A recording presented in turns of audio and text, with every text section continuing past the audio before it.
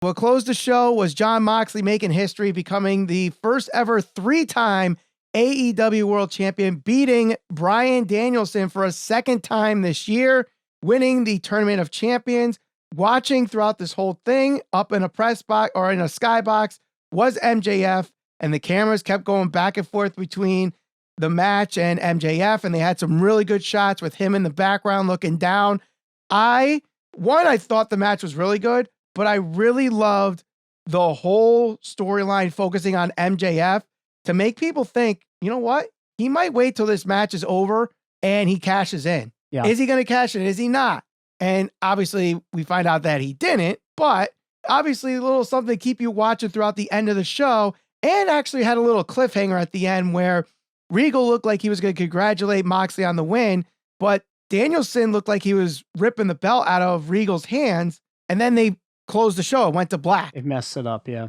Bryan Danielson put the belt around Moxley's waist. So I believe we were supposed to get that. I think they ran out of time, and I think they cut the screen in order not to go over. But yes, I did see it on Twitter. He did put the belt around Moxley's waist, as he's done with others. I believe Wheeler Yuta. Somebody put a picture out of him Daniel Garcia too. Yep.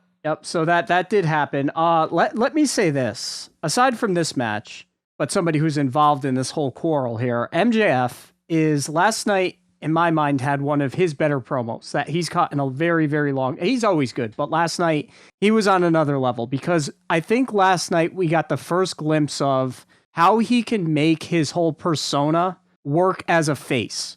Because even when he's cutting on the fans, he did it in a way where it was like cocky, kind of joking, like, I'm going to sleep with all your wives. And he was like, it's all right. It's fine. It's fine. Like he did it in a way where it's like the cool frat boy, not like him trying to be a dick and draw heat. Now, obviously they didn't end it that way, but in my mind, that guy could be the top guy he may already be the top guy. He really, truly already may be the top guy. I think with him right now, they have their next face, like tweener, true like guy that can blur those lines between good guy, bad guy. Doesn't need to be either or, just a chauvinistic like prick that's funny, and the fans are going to be into him. And I think they should run with that now, right now. And I think they should get the belt on him like ASAP.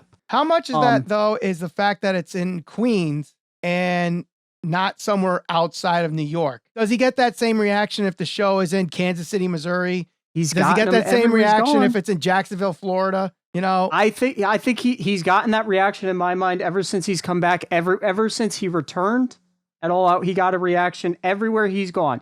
He even has tried to get the fans to turn on him, and he's finding it difficult to do that. And I know that's fairly common in pro wrestling, but I mean, Wheeler Yuta is a guy who is essentially beloved by the whole AEW fan base because he's a pro wrestler and that whole thing, that whole shtick.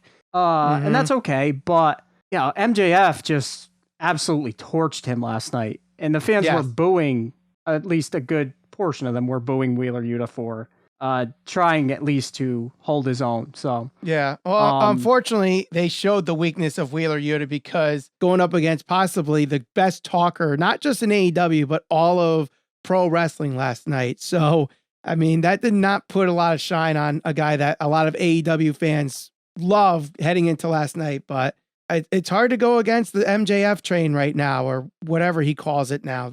Whatever he says his wife rides, his fiance is the only one to ride that. But